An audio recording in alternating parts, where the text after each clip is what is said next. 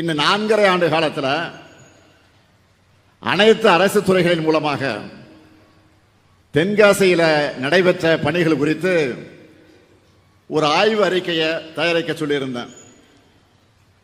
அதை நான் வாங்கி பார்த்தப்போ எனக்கே மலைப்பா இருந்துச்சு.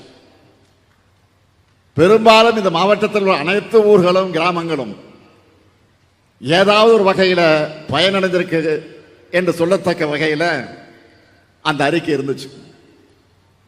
அந்த அறிக்கையில் சொல்லப்பட்டிருக்கக்கூடிய பணிகளில் சிலவற்றை மட்டும் ஹைலைட்டா தலைப்புச் செய்தியா நான் சொல்லணும்னா, 15 ஊர்களில் மன்ற அலுவலக கட்டடங்கள், 16 தூர்வாரக்கூடிய பணிகள், குத்தம்பாஞ்சான், மகேந்திரவாடி, கழுநேரிக்குளம், கம்பனேரி உள்ளிட்ட பல ஊர்களில் சமுதாய கிணறுகள், சொக்கம்பட்டி, பெரும்புத்தூர், கூடலூர், பருவக்குடி உள்ளிட்ட பல ஊர்களில் உணவு தானிய கிடங்குகள், ஆலங்குளம், சிவகிரியில் ஒழுங்குமுறை விற்பனை கூடங்கள், ராவுத்தப்பேரியில் எலுமிச்சை சிறப்பு மையம், நடுவக்குறிச்சியில் அரசு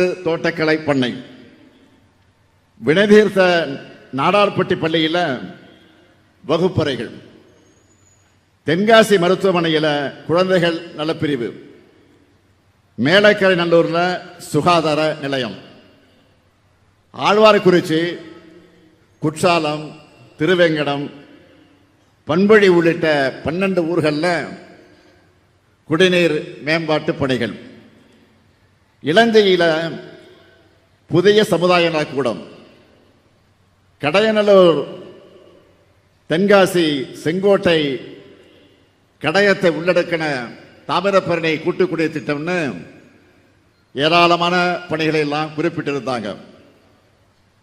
உங்க எல்லா ஊர் பெயர்களும் அரசோட அறிக்கையில் இருக்கு.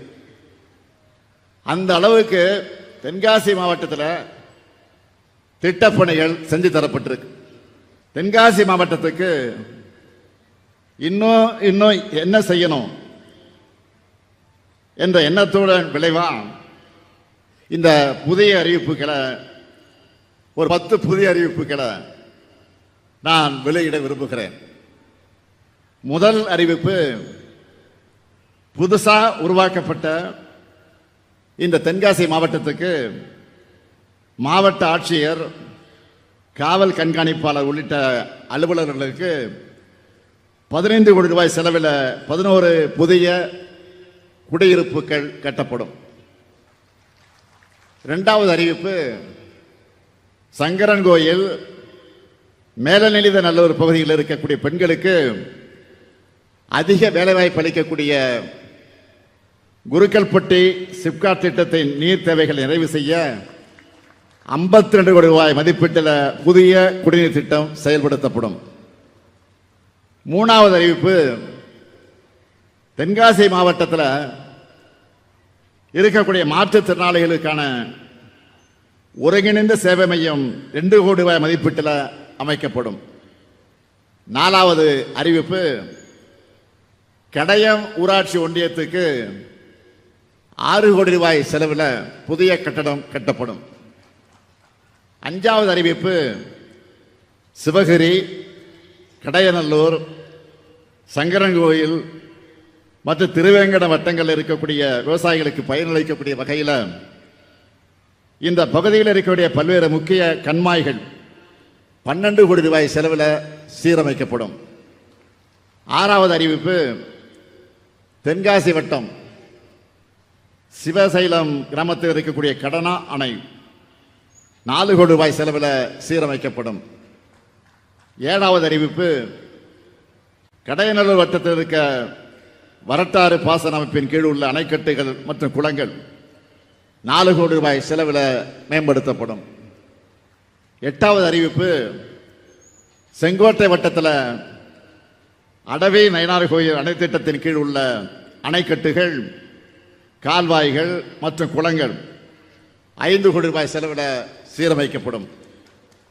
9வது அறிவிப்பு, வீர கேரளம்புதூர் வட்டத்தில் இருக்க மாராந்தாய் கால்வாய் 2 கோடி ரூபாய் செலவில் சீரமைக்கப்படும்.